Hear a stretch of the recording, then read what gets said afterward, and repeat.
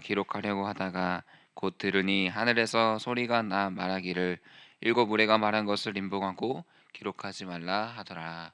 내가 본 바다의 땅을 밟고 서 있는 천사가 하늘을 향하여 오른손을 들고 세세토록 살아계시니 곧 하늘과 그 가운데서 있는 물건이며 땅과 그 가운데에 있는 물건이며 바다와 그 가운데에 있는 물건을 창조하신 이를 가리켜 맹세하여 이르되 지체하지 아니하리니 일곱째 천사가 소리를 내는 날 그의 나팔을 불려고 할 때에 하나님의 그의 종 선지자들에게 전하신 복음과 같이 하나님의 그 비밀이 이루어지리라 하더라.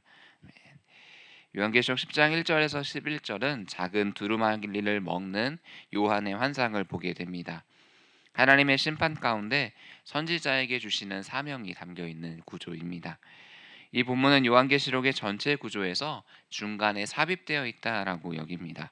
여섯 번째 나팔과 그리고 일곱 번째 나팔 사이에 위치한 그 중요한 장면입니다. 요한의 사명은 하나님의 말씀을 전하는 것임을 다시 한번 강조하고 있습니다. 주의 깊게 살펴볼 내용을 중심으로 말씀을 묵상해 보도록 하겠습니다. 내용 같이 1번입니다. 하늘에서 내려온 힘센 천사는 어떠한 모습입니까? 본문 1절을 보면 힘센 천사는 먼저 구름을 입었습니다. 구약에서 구름은 하나님의 임재의 상징입니다. 이 천사는 하나님으로부터 온 천사이겠구나, 악한 사단과 반대된 존재겠구나라는 것을 살펴보게 되죠. 그리고 머리 위에 무지개가 있습니다. 이 무지개는 우리가 잘 알고 있는 것처럼 하나님의 언약의 상징입니다. 요한계시록 4장 3절에서 하나님 주변에 무지개가 있었던 것처럼 하나님의 긍휼과 신실하심이 이 천사와 함께 있습니다. 그리고 천사의 얼굴은 해와 같이 하나님의 영광으로 빛나고 있죠. 그리고 마지막으로 발은 불기둥과 같습니다. 마치 출애굽한 이스라엘 백성들이 광야를 걸을 때 광야에서 불기둥으로 인도하셨던 것처럼 하나님의 인도가 이 천사에게 함께 있습니다.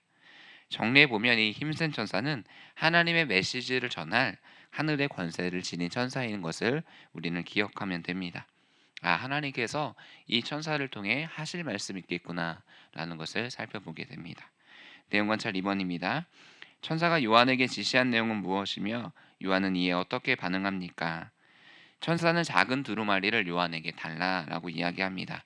그리고 천사는 그 두루마리를 너는 먹어버리라 라고 요청합니다. 요한은 머뭇거리지 않고 즉시 순종하며 두루마리를 갖다 먹습니다. 그러자 입에는 꿀같이 달지만 먹은 후에는 배에 쓰게 되었다라고 요한은 기록합니다. 마치 에스겔 3장 1절에서 하나님께서 에스겔에게 두루마리를 받아 먹으라 했을 때 그렇게 똑같은 고백을 했던 것처럼 요한계시록에서도 똑같이 입에는 달지만 배에는 쓰다라고 기록하고 있습니다. 요한은 선지자로서 말씀을 전할 사명을 받게 됨을 우리는 보게 됩니다. 영과 묵상으로 넘어가겠습니다. 요한은 왜 작은 두루마리를 먹고 입에는 꿀같이 다나 배에는 쓰다라고 합니까? 시편 119편 103절에서 시편 기자는 이렇게 다음과 같이 하나님의 말씀을 노래합니다. 주의 말씀의 맛이 내게 어찌 그리 단지요 꿀보다 내 입에 더 나니이다. 하나님의 말씀은 1차적으로 하나님의 성도들이 그 말씀을 접했을 때에 그 영혼에게 기쁨이 충만하고 그 영혼은 회복되게 되어 있습니다. 우리의 영혼은 하나님의 말씀이 없이는 살아갈 수 없습니다. 마치 육신에서는 우리에게 음식물이 있고 물이 있어야 하듯이 우리의 영혼에는 하나님의 말씀이 있어야 합니다. 하지만 그 하나님의 말씀은 단순히 달기만 하지 않습니다. 하나님의 말씀을 전할 때 때로는 세상의 반발이 있기도 합니다. 그리고 하나님의 말씀을 전할 때 고난과 심판의 메시지가 담겨 있습니다. 그렇기 때문에 때로는 내적인 갈등이 일어나기도 하죠. 구약의 선지자들도 마찬가지였습니다. 예레미야도 에스겔도 당시에 포로된 공동체에게 하나님의 말씀을 전할 때에 너희는 회개하라 돌아오라라고 쓴소리를 했었습니다. 이것이 바로 하나님의 말씀의 특징입니다. 하나님은 사랑의 하나님이시기도 하지만 공의의 하나님이시기도 합니다. 그 하나님의 속성이 동시에 이 말씀 가운데 들어있는 것이죠. 하나님의 말씀을 통해 사랑을 접하기도 하고 공의를 접하기도 합니다. 하나님께서는 진리이시기 때문에 하나님 자체도 진리이십니다. 하나님의 말씀이 담고 있는 모든 계명, 약속과 경고, 위로 이 모든 것들을 함께 흘려보내며 우리는 함께 읽어야 합니다.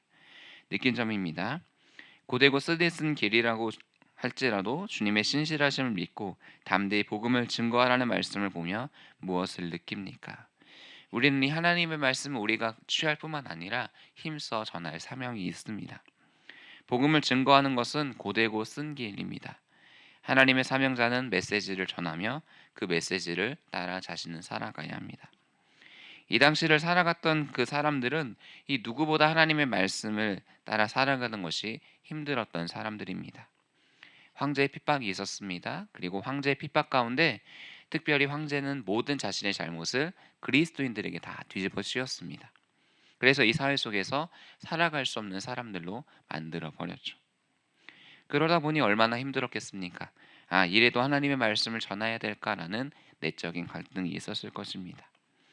이런 일들은 사도 요한의 시대뿐만 아니라 구약의 시대들도 그리고 예수님의 시대들도 마찬가지였습니다.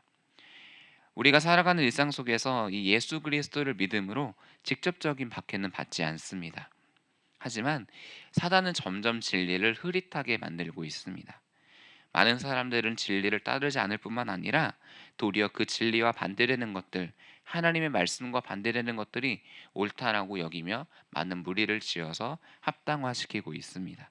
합리화시키고 있죠. 특별히 대표적으로 이로 인해서 유럽의 사회가 무너졌다라는 보도들이 있습니다. 2010년부터 2020년 사이에 무려 유럽 기독교 인구가 9% 감소했다라고 통계를 내립니다. 10년 동안 5천 명 가까이 줄어서 2020년에는 5억 500만 명 정도 유럽의 인구가 되었다. 그럼 그 남은 인구는 어디로 갔는가 했을 때 이슬람 인구, 무슬림으로 옮겨갔다라는 통계들을 보게 됩니다. 이것처럼 점점 우리가 삶을 살아갈 때 하나님의 복음이 흐릿해지고 하나님의 복음을 전할 때 힘든 일들이 많이 나타나고 있습니다. 그럼에도 오늘 본문을 통해서 우리가 소망을 가져야 할 것은 그럼에도 하나님의 복음을 전할 때 하나님은 일하신다. 하나님 그럼에도 불구하고 구원할 자를 예비하셨다라는 사실입니다. 결단과 적용으로 나아가겠습니다. 복음을 전할 때 두려움과 피하고 싶은 마음 때문에 주저했던 적은 언제입니까? 우리에 대해서 아무것도 모르는 사람에게 복음을 전할 때는 그래 그 정도는 할 수 있지라고 생각합니다. 어차피 다시는 보지 않을 사람이기 때문이죠. 하지만 가족이나 지인 또는 함께 회사에 있는 사람들이나 함께 같은 환경 속에서 있는 사람들에게 복음을 전할 때 하나님의 말씀을 전할 때 특히나 힘들게 됩니다. 왜냐하면 사람들은 이렇게 이야기하기도 하기 때문이죠. 내가 너의 과거를 아는데 그래도 너를 보고 예수를 믿으라고 하는 이야기들을 듣게 됩니다. 내가 괜히 예수님에 대한 이야기를 꺼냈다가 분위기가 이상해지지는 않을까, 다른 사람과 관계가 소홀해지지는 않을까 그런 걱정을 하게 된 적은 없으십니까? 왜냐하면 복음은 곧 우리들의 삶을 증거하기 때문입니다. 우리가 하나님의 복음대로 살지 못했는데 어떻게 복음을 전하겠느냐라는 생각들이 들기도 합니다. 그래서 복음과 반대된 선택을 하고 복음과 반대된 삶을 살아갔다면 하나님의 말씀을 전하기 더 두려워집니다. 그렇다면 어떠한 상황 속에서도 주님의 말씀을 증거하는 삶을 살기 위해 오늘은 우리를 무엇을 실천해야겠습니까? 오늘의 예배 속에서 우리가 기도로 먼저 준비해 보는 겁니다. 먼저는 단 하나님의 말씀을 나에게 허락하옵소서라고 기도로 오늘 받을 말씀들을 준비하는 겁니다. 주일을 준비하기 위해 먼저 토요일에 내일 선포된 말씀이 무엇이지 미리 본문을 찾아 읽어보며 설교자를 위해 나의 영혼을 위해 기도해 보는 겁니다. 그리고 그 은혜를 내 안에서만 갖지 않고 흘려보낼 수 있는 이웃을 떠오르게 해달라고 기도해 보는 겁니다. 하나님, 내가 이번 주에게 어떻게 어떤 사람에게 그 하나님의 사랑을 전해야 될까요? 라고 기도로 준비해 보는 겁니다. 우리는 복음이 우리의 노력과 우리의 의지로 전해진다라고 생각합니다. 하지만 먼저 하나님께서 우리가 기도 가운데 준비되어질 때 먼저 가셔서 그들의 상황을, 그들의 마음을 준비시키실 것입니다. 그리고 담대하게 주님께서 우리가 그들 가운데 나아갔을 때 할 말들을 떠오르게 할 것이다 라고 우리에게 소망을 주고 계십니다. 오늘 하루 이 하나님의 말씀 가운데 은혜로 충만하게 되어지시기를 축복합니다.